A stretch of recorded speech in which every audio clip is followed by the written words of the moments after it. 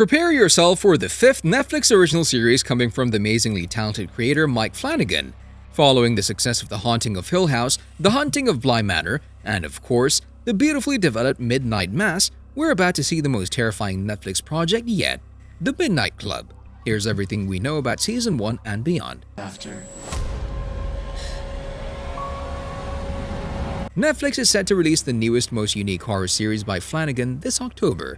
More precisely, the series will be released on October 7th, and fans who have already binge-watched the previously mentioned limited series are eager to know what kind of plot twists will this new show feature. The streaming giant decided to release The Midnight Club just in time for Halloween. As you already know, the show will be an adaptation of the Christopher Pike novel by the same name.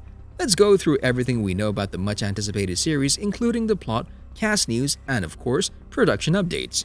As already mentioned, The Midnight Club will be the 5th Netflix original series for Flanagan. Flanagan is one of the most critically acclaimed horror creators in the last decade. When you hear his name, your first thought is Stephen King, as the creator enjoys adapting the author's praised books. Unlike most horror TV shows nowadays, Flanagan manages to turn each project into a masterpiece. His films and series feature amazing storylines, followed by even more amazing plot twists that will keep you thinking for days.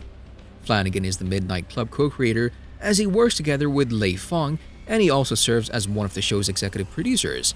His most popular Netflix project is, without a doubt, the original Netflix series Midnight Mass. As already mentioned, the creator has a lot of experience with adaptations, having directed and scripted films based on Stephen King's Gerald's Game and Dr. Sleep. Seen or unseen. He's also the person we should send thank you cards to for creating the Haunting Anthology series, which adapts The Haunting of Hill House by Shirley Jackson and Henry James's The Turn of the Screw as The Haunting of Bly Manor. Currently, the praised director is also working on an adaptation of Edgar Allan Poe's The Fall of the House of Usher, a project that will be released in 2023. We already established that you need to be off-duty on October 7th because all 10 episodes of The Midnight Club will be released on that day. Get ready for an intense binge watch. That's all I'm trying to say. But who is Christopher Pike? Christopher Pike is another talented face that works on The Midnight Club. He's a best-selling author of thrillers and horror novels for young adults and kids. Most of his novels were written in the 80s and 90s. With so many talented people working behind the camera, we should expect to see a brilliant masterpiece. Netflix also confirmed that you need to smash that like button if you haven't done it already. So what's The Midnight Club about? You don't know the minutes. I'm going to die. Since we have source material to look into, we decided to jump into some plot details in order to know what to expect from the new series. The 1994 novel The Midnight Club follows a story about a group of terminally ill patients at the Rotterdam hospice. These people have an interesting tradition. They all gather at midnight to tell each other terrifying stories, hence the title of the novel. One night, the group makes a deal. They decide that whoever dies first is obligated to try their best to communicate with them from the other world. After the first member of the group dies, some shocking events occur, and well, the story begins. Sounds promising, right? The Netflix series is set to follow the plot of the novel, but here's what we love about the show the most. The creators will also utilize some of Pike's other novels in the story of Midnight Club. For those not familiar, other novels by Pike include The Last Vampire, Thirst, and Bury Me Deep. What is this?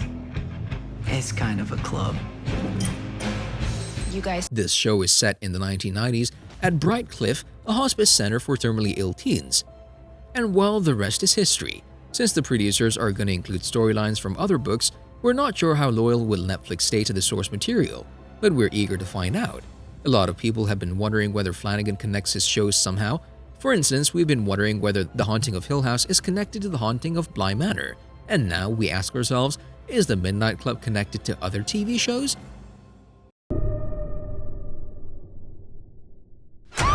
Welcome to your first official. Flanagan has a long history of working with the same people over and over again, featuring them in numerous shows and movies he produces. The Midnight Club is no exception to this, as the project shares some of the actors with Midnight Mass and other Flanagan Netflix movies and shows. However, this doesn't mean that any of these shows are connected to each other. What else do we know? As previously mentioned, Christopher Pike was one of the most popular and successful authors in the 90s. He has written more than 50 books, making history in the horror genre.